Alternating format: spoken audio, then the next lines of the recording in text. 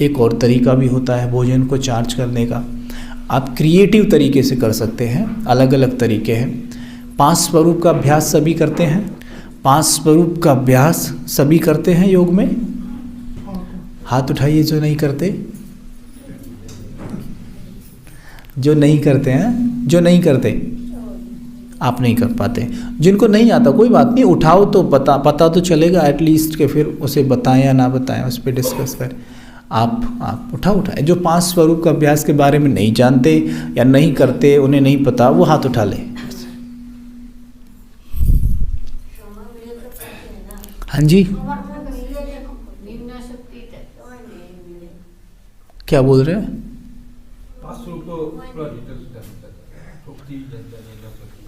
नहीं, वो 5 स्वरूप का अभ्यास नहीं है, वो तो अष्ट शक्तियाँ हैं। 5 स्वरूप क्या है, सिंपल वे में बता देते हैं। पहला है हमारा वो स्वरूप जब हम परम धाम में थे, जिसको कहते हैं अनादि स्वरूप। याद आया? जब मैं आत्मा परम धाम में थी, ज्योति बिंदु स्वरूप, शरीर नहीं है, उस लाल सुनहरे आकाश में मैं आत्मा कोहिनूर का हीरा चमक रहा हूँ। ठीक है, जैसे इस आकाश में सितारे चमकते हैं ना, ऐसे ही उस रूहानी चमन में मैं आत्मा चमक रही हूँ। ये है हमारा अनादि स्वरूप। ठीक है, फिर उसके बाद क्या होता है? हम आत्माएं वहाँ से नीचे उतरती हैं और कहाँ आती हैं? स्वर्ग में, सतयुग में। जैसी मानो आप ज़मीन पे आए, देखा अपने आप को जैसा वो चित्र पीछे लगा हुआ है ना, देवता बन गए, श्री कृष्ण श्री राधे जैसे बन गए। तो ये हमारा कौन सा स्वरूप है? देवताई स्वरूप या अनादि स्वरूप। 2 स्वरूप हो गए। तीसरा, हमारी फिर द्वापर युग से मंदिरों में पूजा होती है।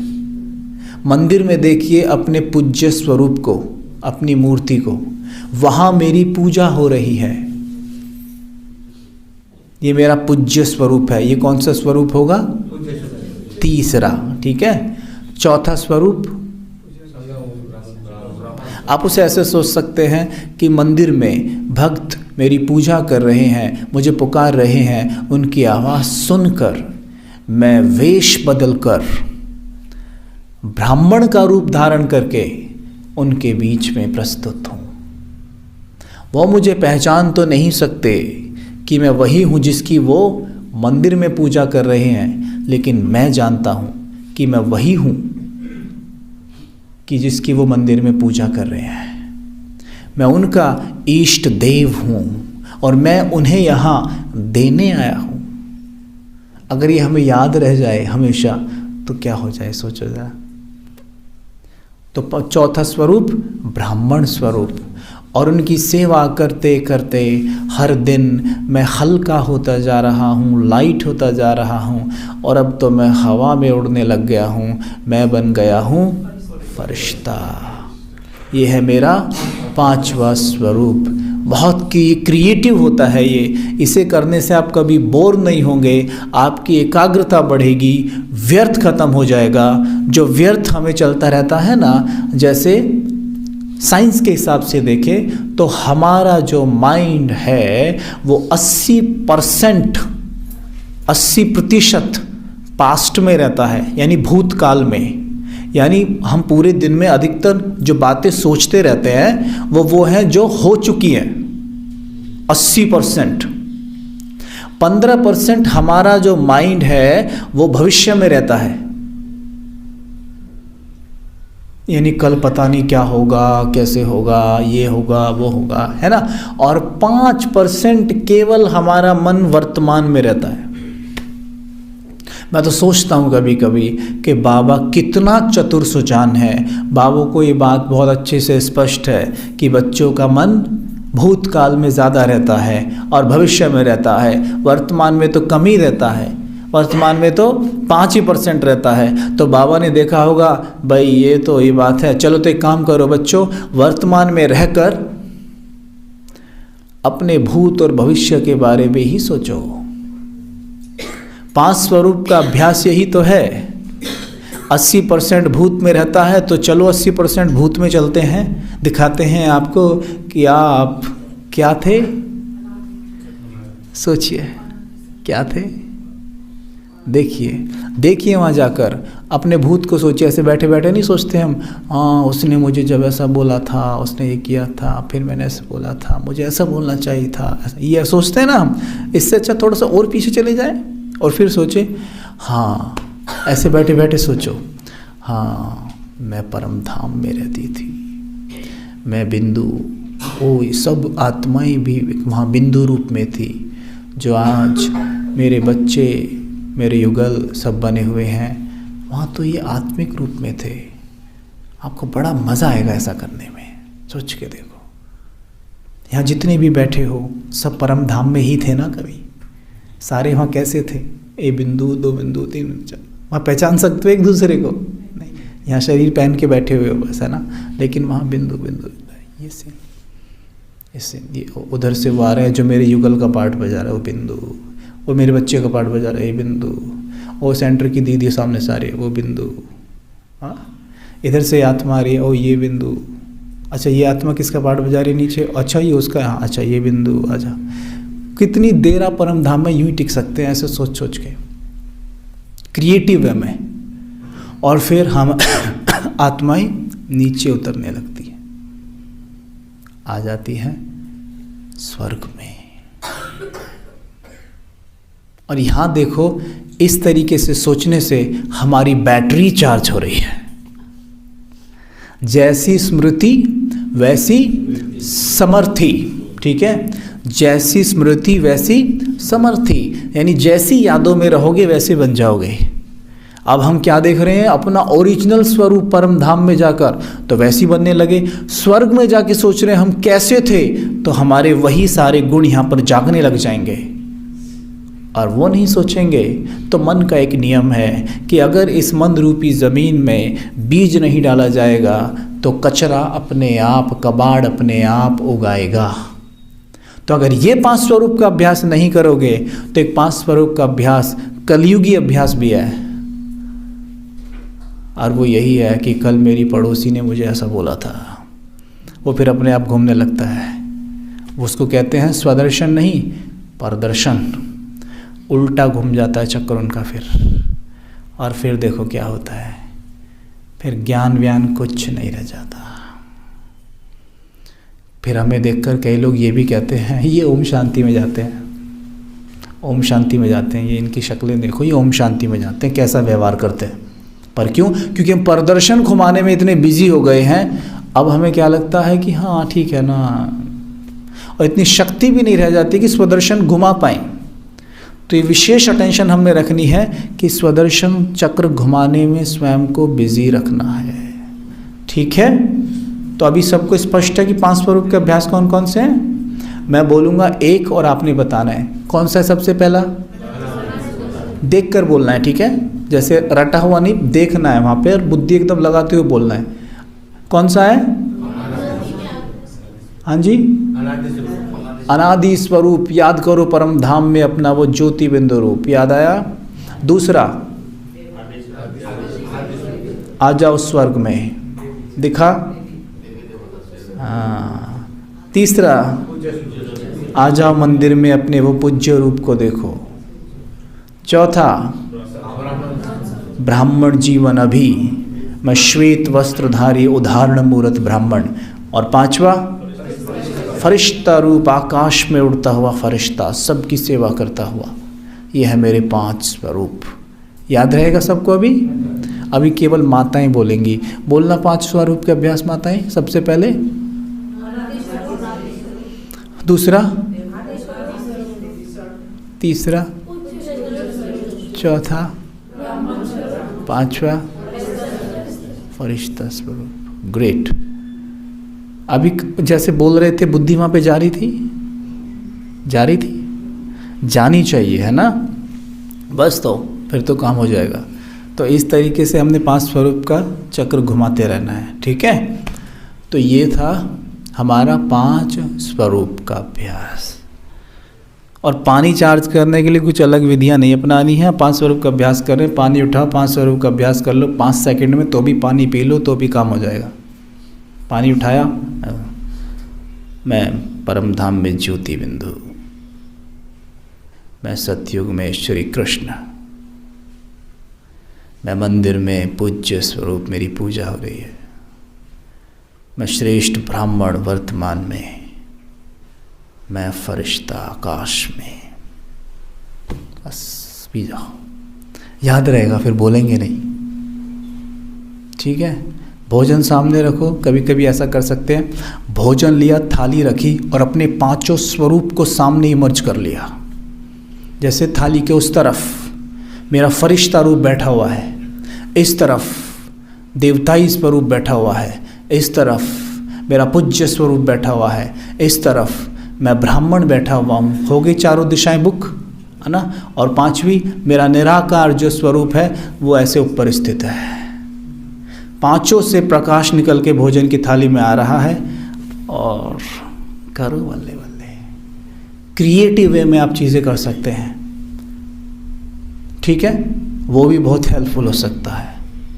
ओके, अच्छा, अभी जैसे कि आदेश मिला है ऊपर से कि थोड़ा ज्ञान में आने का अनुभव सुना दीजिए, तो समय थोड़ा ही है तो उसी हिसाब से हम आपको सुना देते हैं। ये माइक ना अभी भी शायद तेज़ है, ये बात जैसे ही मैं बोलता हूँ ये इको करता है पीछे, ऐसा लगता है रोने वाला है ना, गूंज रहा है ना। हाँ, साउंड में कोई है नहीं क्या?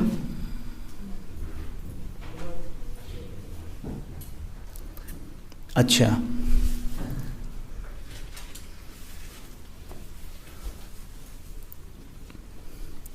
आप में से किसी ने भी हमारा ज्ञान में आने का अनुभव सुना हुआ है क्या?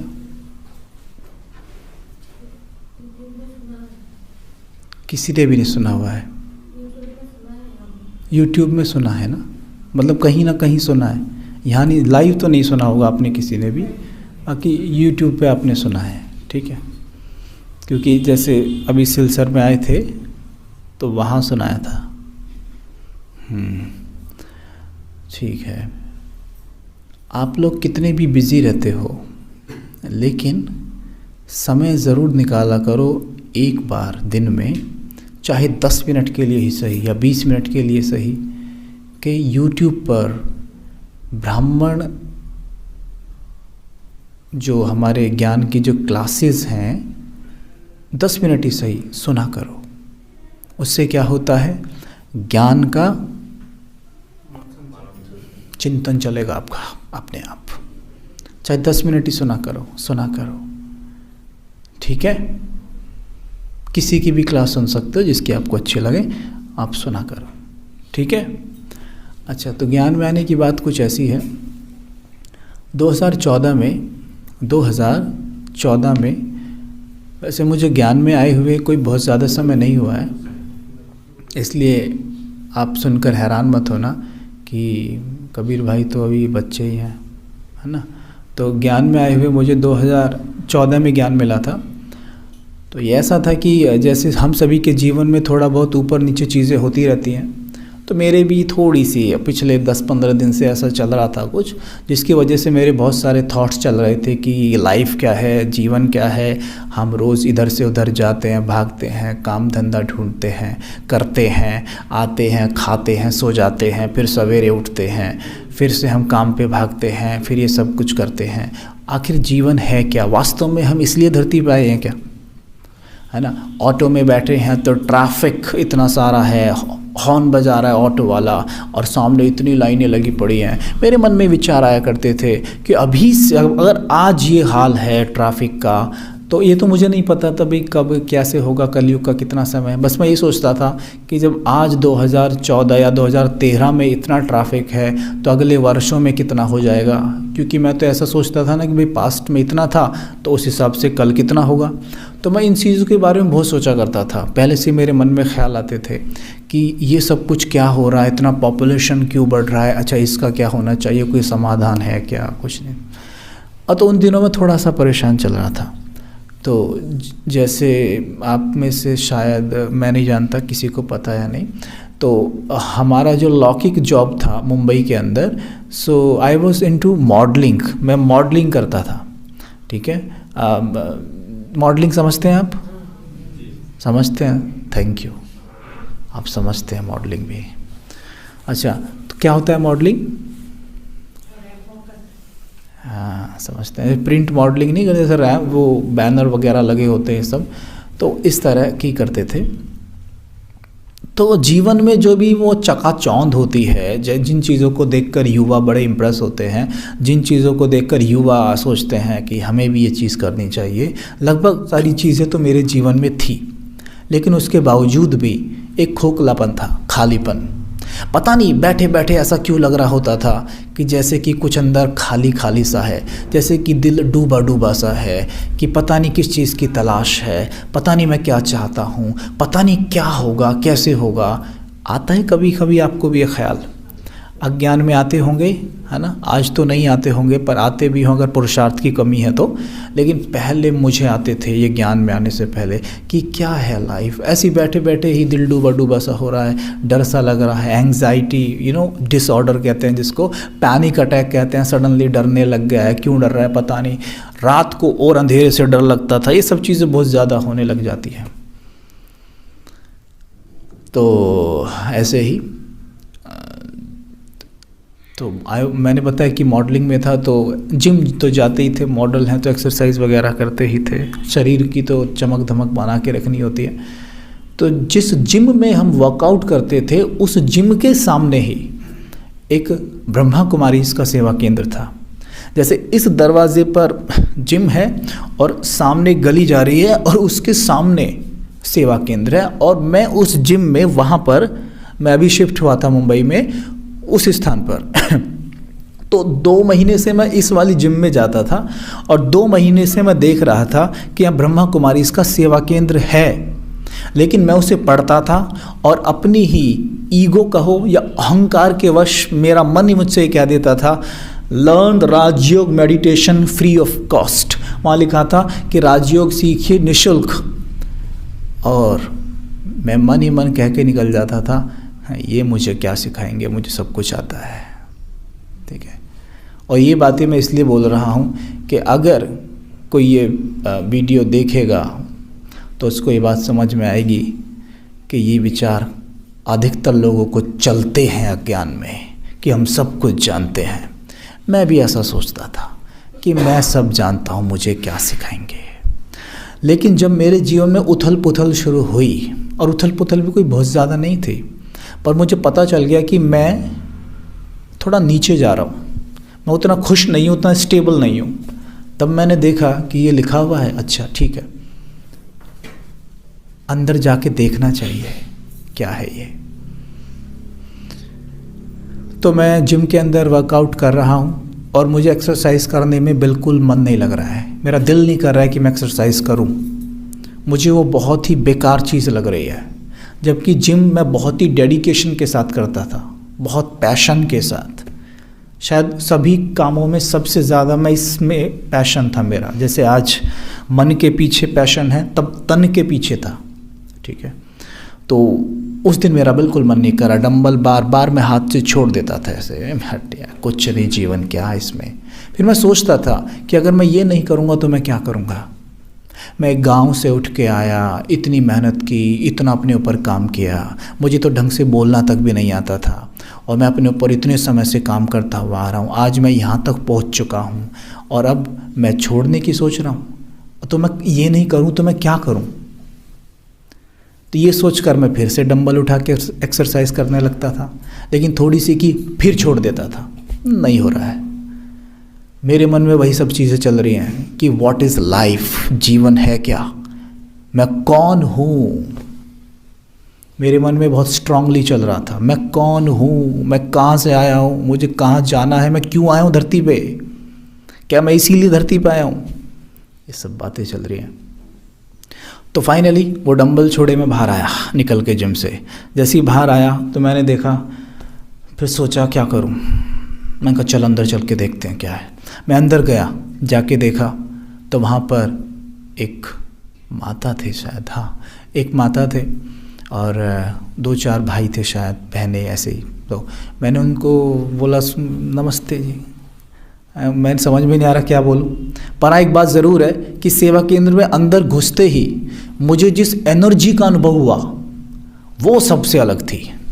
वो एनर्जी मैंने कहीं भी अनुभव नहीं की थी, वो मुझे बहुत अच्छा लगा था अंदर घुसते ही। तो मैं अंदर जाती मैंने सबको ऐसे हाथ जोड़ के नमस्ते किया।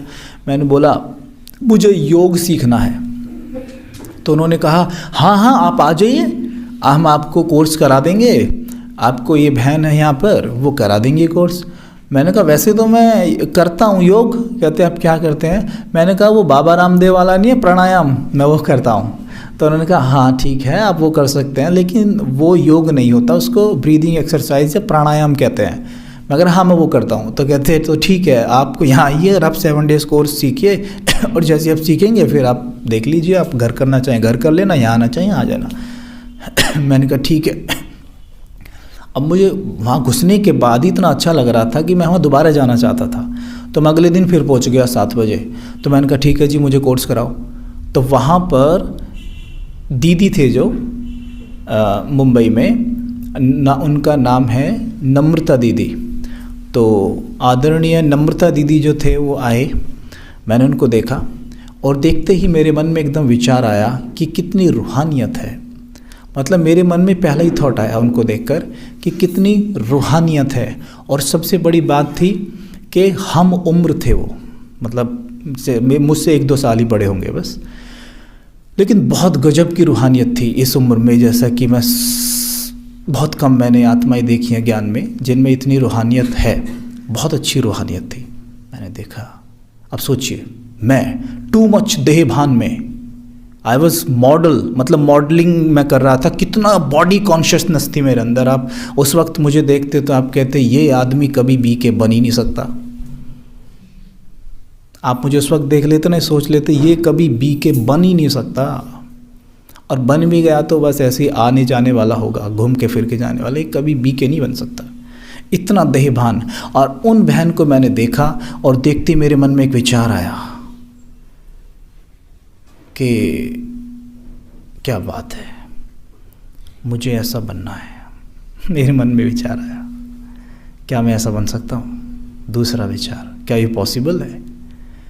मुझे तो ऐसा लग रहा था कि जैसे ये जन्म से ही शायद ऐसे ही पैदा हुई हैं, पर पहले से ही थोड़ा सा ऐसा ही हूँ मैं कि हटी, कि हाँ जो चीज़ करनी है वो करनी है, फिर चाहे कुछ भी हो जाए। तो मैंने कहा तो क्या मैं बन सकता हूँ? हाँ मैं बन सकता हूँ, मैं बनूँगा। तो मैंने कहा, वो आई, उन्होंने बड़े प्यार से मुझे ओम शांति बोला। तो मुझे तब पता चला है ओम शांति बोल के विश करते हैं। तो मैंने उनको बोला ओम शांति। तो उन्होंने कोर्स कराना शुरू किया। तो जब मुझे बातें सब सुनने को मिली कि आप एक आत्मा हैं, इस देह के मालिक हैं, ऐसे ऐसे, मेरी खुशी का पारावार नहीं। मैं इतना खुश हो रहा हूँ कि मुझे वो चीज़ जानने को मिली है जो आज तक मैंने कभी जानी ही नहीं थी। मुझे पता ही नहीं था कि मैं कौन हूँ। ऐसे लग रहा था कि जैसे मेरी पूरी गुत्थी सुलझती जा रही है, जैसे कहते ना सूत उलझा हुआ था, और किसी सूत को आप सुलझाना चाहते हैं तो उसके आपको दोनों छोर मिल जाएं तो आप उसे आसानी से सुलझा लेते हैं। सूत समझते हैं ना आप, धागा। और वहाँ पर मुझे क्या हो रहा था कि दोनों तो नहीं, लेकिन एक छोर तो हाथ में आ रहा था। तो सुलझाने के लिए कम से कम एक तो हाथ में आए, वो आ रहा था। तो मेरे जीवन का सूत उसी क्षण से सुलझना शुरू हो गया। और अगले दिन उन्होंने मुझे बताया कि परमात्मा कौन है। जैसे मैंने ये जाना कि परमात्मा ज्योति बिंदु है, अच्छा परमात्मा प्रेम के सागर हैं, शांति के सागर हैं, ये सब जाना, तो मुझे ये लगा कि बताओ मुझे कितनी गलतफहमी थी भगवान के बारे में। क्योंकि मैंने इतनी सब कुछ सुना हुआ था ना भगवान के बारे में कि इतने सारे भगवान होते हैं, है ना। शंकर जी भांग पीते हैं, गुस्सा करते हैं, अपने बेटे की गर्दन उड़ा दी। कृष्ण चोरी करते थे, इतनी सारी रानियां थी, इसको भगा लिया, उसको भगा दिया। मेरे मन में ये होता था भगवान ऐसे होते हैं। मैं अपना खुल के बता रहा हूँ, मुझे था भगवान ऐसे होते हैं, अगर ऐसे होते हैं तो फिर क्या हम इनसे क्या सीख ले सकते हैं। तो वास्तव में भगवान के प्रति तो कोई प्रेम था ही नहीं मेरे अंदर। जिसे आप कहोगे ना अज्ञान में, जैसे कहते हैं ना लोग, जो भगवान को पूजते हैं वो आस्तिक और जो नहीं पूजते वो नास्तिक, तो वो मैं था। हाँ, वो मैं था। मैं कभी मंदिर नहीं गया, मतलब मुझे लगता है कि 12 से 13 वर्ष की आयु के बाद मैं कभी मंदिर नहीं गया। शायद मैंने भगवान को तभी याद किया होगा जब मेरे जीवन में जैसे कोई दुखों का पहाड़ ही टूट पड़ा हो, तब मैं कहता था भगवान बचाओ। नहीं तो मैं कभी भगवान को याद नहीं करता था, क्योंकि मेरा उनसे विश्वास ही उठ चुका था कि भगवान ऐसे होते हैं, अब क्या फ़ायदा ये इतनी सारी कहानियाँ बना के रखी। लेकिन जैसी भगवान का परिचय मिला कि वो ज्योति बिंदु हैं, प्रेम के सागर हैं, शांति के सागर हैं, ऐसे हैं ऐसे हैं ऐसे हैं, सुन के इतना अच्छा लगा कि वाह भगवान ऐसे हैं। मुझे तो उसी क्षण उनके लिए सम्मान और प्रेम जागृत हो गया, उसी क्षण, जैसे मानो मैं इसी चीज़ की तलाश कर रहा था। और जब मेरा कोर्स चल रहा था ना, तो मुझे एक ऐसा अनुभव सा हो रहा था कि जैसे मुझे कुछ ऐसी बात सुनने को मिलने वाली है कि जो मैं उम्मीद नहीं कर सकता, कुछ बड़ी है, कुछ बड़ी बात मुझे सुनने को मिलने वाली है। मेरे अंदर ये चल रहा था उस वक्त कि मुझे कुछ बड़ा सुनने को मिलने वाला है। और वाकई मुझे चौथे दिन शायद ये सुनने को मिला कि परमात्मा इस धरती पे आए हुए हैं। बिलीव मी, मेरे लिए ये बहुत बड़ी बात थी। मुझे तो ऐसा लगता है कि जब हम कई बार कोर्स कराते हैं, आत्माओं को बोलते हैं ना कि ये संगम युग चल रहा है और धरती पर भगवान आए हुए हैं, तो उन्हें जैसे कोई फ़र्क सा नहीं पड़ता, वो कहते हैं हाँ ठीक आए होंगे। और मुझे जब ये बात पता चली ना कि भगवान धरती पर आए हुए हैं, तो मेरा यही था, मैंने कहा क्या ये सच है। मैंने उनको यही बोला, क्या ये सच है ये बात। हालांकि जो मैं ज्ञान सुनता आ रहा था अभी 4 दिन से, उस हिसाब से मुझे स्पष्ट हो रहा था कि हाँ आए हुए हैं, फिर भी एक तरीके से विश्वास सा नहीं हो रहा भगवान आए हुए। लेकिन जब उन्होंने मुझे बताया सारी बातें, मुझे ज्ञान एकदम क्लियर हो गया, स्पष्ट हो गया 7 दिन के अंदर ही।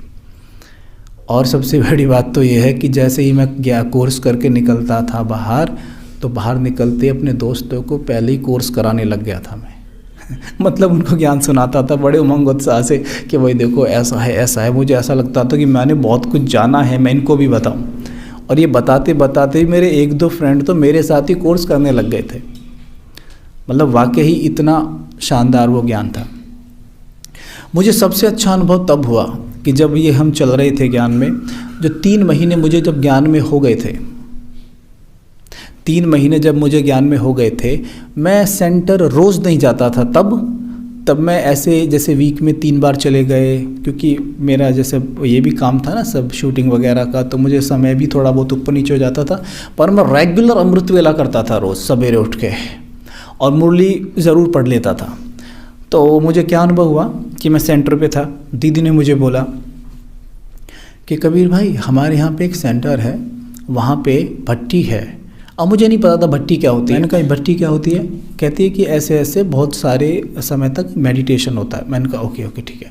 तो उन्होंने कहा कि वहाँ पे कुमारों की भट्टी है और आपको जाना चाहिए। पहले तो मैंने सोचा बहाना मार दूँ, फिर मैंने मारा भी बहाना, और फिर उन्होंने मुझे थोड़ा कन्विंस कर लिया और मैं चला गया। जब मैं वहाँ पहुँचा तो ऐसी जैसी सेवा केंद्र है ऐसे ही था, बहुत साफ़ सुथरा, आग बहुत आकर्षक मुझे लगा, हाँ अच्छा लग रहा है पहुँच के। अब वहाँ भट्टी कैसे थी, वो रात को शुरू होनी थी। वो रात को मेरे ख्याल से 10 बजे से सवेरे के 5 बजे तक चलनी थी वो।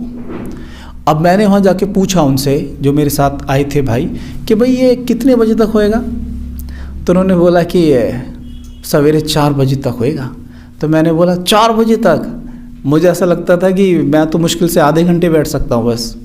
तो मैंने बोला 4 बजे तक कैसे होएगा, मैं तो आधे घंटे बैठ सकता हूँ बस। कहते कोई बात नहीं, आप आधे घंटे ही बैठना, उसके बाद आप सो जाना जाके। मैं कहा ठीक है ओके।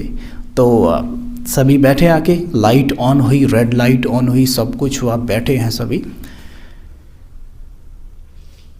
10 से 12 बजे तक तो मुझे याद है कि मैं बैठा रहा। रेड लाइट ऑन थी, बहुत अच्छा माहौल बना हुआ था। और रात्रि को तो और ज़्यादा मज़ा आता है ना। सन्नाटा बाहर भी हो जाता है, बिल्कुल सन्नाटा, आराम से बैठे हैं, योग चल रहा है, कमेंट्री लगा रखी थी, शायद रिकॉर्डेड कमेंट्री चल रही थी और मैं बैठा हूँ ऐसे, योग चल रहा है और मुझे ना करते करते नींद आने लग गई। अब मैं चुटके खा रहा हूँ ऐसे बैठ, अब मुझे नींद आ रही है, ठीक है, बहुत नींद आ रही है, पर मैं बैठा हूँ क्योंकि अच्छा लग रहा है। योग करना तो मुझे आता नहीं था, पर मुझे अच्छा लग रहा है क्योंकि सबके वाइब्रेशंस मिल रहे हैं। मैं ऐसे बैठा हूँ, तभी ना मुझे एक आवाज़ आती है जिसने मेरी सारी नींद उड़ा दी। वो आवाज़ थी बाप दादा की। उन्होंने बाप दादा की जो ड्रिल है ना वो लगाई थी। तो स्पीकर जस्ट मेरे ऊपर ही लगा हुआ था, जैसे ये है ना, ऐसे ऊपर ही जैसे फ़ैन है वहाँ पे स्पीकर सेट थे, ऊपर से आवाज़ आती थी नीचे को। तो जैसे आप वहाँ बैठे हुए हैं ऐसे ही मैं वहाँ बैठा हुआ हूँ और मैं ऐसे कर रहा हूँ, मिस हो रहा हूँ, ठीक है, इतने में ऊपर से आवाज़ आती है, अच्छा तो बाप कहते हैं। तो जो आवाज़ आई एकदम बाबा की, एकदम झटके से उठाई हूँ, ये आवाज़ किसकी है? इतनी पावर आवाज़ में, मैंने इतनी पावरफुल आवाज़ कभी नहीं सुनी। अच्छा तो बाप कहते हैं, वो वाली वो है जब बाप कहते हैं कि 1 सेकंड में अशरीरी हो सकते हो, है ना। तो ये ऐसी आवाज़ आई, टप से मैं आँख खोली, एकदम झटका खाया। कौन था, क्या था? मैंने कहा अरे ये तो बाप दादा, मुझे नहीं पता किसकी आवाज़ है। मैंने कहा बहुत, कितनी पावर थी उस आवाज़ में। सच बताओ मेरी आंखें खुल गई और मैं डर भी रहा था उस आवाज़ से, डर भी रहा था। आखिर मैं नहीं डर रहा था, मेरे अंदर बैठा रावण डर रहा था उस आवाज़ से। हमारे अंदर जो नेगेटिविटी होती है वो डरती है पॉजिटिविटी से। तो जब ज्ञान में हम शुरू में आते हैं ना, आप देखते हैं कुछ आपको डर लगता है। क्यों? क्योंकि आपके अंदर की नेगेटिविटी जो है ना वो राम से डर रही है, पॉजिटिविटी से डर रही है, और कुछ दिन बाद आप बिल्कुल डरना बंद कर देते हैं। तो मेरे साथ वो वहाँ हो रहा था। अब वो आवाज़ मैं सुन रहा हूँ और मुझे एक आवाज़ आई, जैसे कि मैंने अपने आप से एक प्रश्न पूछा कि किसकी आवाज़ है ये। तो जैसे ही मुझे आवाज़ आई back of the mind source से कि यही बाबा है, यही बाबा है। अब जैसे ही मुझे आवाज़ आई ना कि यही बाबा है, तो मेरी खुशी का ना कोई ठिकाना नहीं रहा कि ये बाबा है। मेरे गूज़ बॉम्ब्स हो गए खुशी के मारे, रोंगटे खड़े हो गए मेरे कि मैं भगवान की आवाज़ सुन रहा हूँ, मैं उसकी आवाज़ सुन रहा हूँ जिसे पूरा विश्व ढूंढ रहा है। मैं उसकी आवाज़ सुन रहा हूँ जिसके लिए मंदिरों में लाइनें लगी रहती हैं, लोग लेट लेट के परिक्रमा देते हैं, जिसके लिए लोग कितने कितने दिन व्रत रखते हैं, और मैं उसकी आवाज़ सुन रहा हूँ। सोचने के लिए कितनी बड़ी बात है, और हम कितना लाइटली ले लेते हैं। बाबा ने कहा हाँ, जैसे कोई बाबा तो ऐसी है, कोई बस कोई पड़ोसी है, कोई बड़ा आदमी, तो कोई इतनी बड़ी हस्ती थोड़ी ना है। साधारण सा लगने लगता है ना हमें जब ज्ञान में हम चल रहे हैं तो। लेकिन उस वक्त मैं तो अभी चला था, मेरे लिए बहुत बड़ी बात थी। ये सोच के मेरी आंखों से खुशी के इतने आंसू गिरे, मतलब मैं इतना खुश, और मेरी आंखों से आंसू ही गिरते जाएं खुशी के कि पूछो मत। मैं कितना खुश हूँ मैं आपको बता नहीं सकता। आई वॉज सो हैप्पी कि मैं भगवान की आवाज़ सुन रहा हूँ, भगवान की आवाज़ सुन रहा हूँ। उसके बाद ब्रेक हो गया। ब्रेक के बाद सब ऊपर गए, जैसे आप यहाँ पे गए ऐसे हम सब ऊपर गए। जब मैं ऊपर गया तो मैं ऐसे चल रहा था जैसे कि मुझे शॉक लग गया हो, ठीक है, शॉक लग गया हो। मैं मतलब बिल्कुल अशरीरी था, मुझे कोई भान ही नहीं था कि मेरे साथ यहाँ कौन है, क्या हो रहा है। मैं एक पूरी अलग ही दुनिया में था।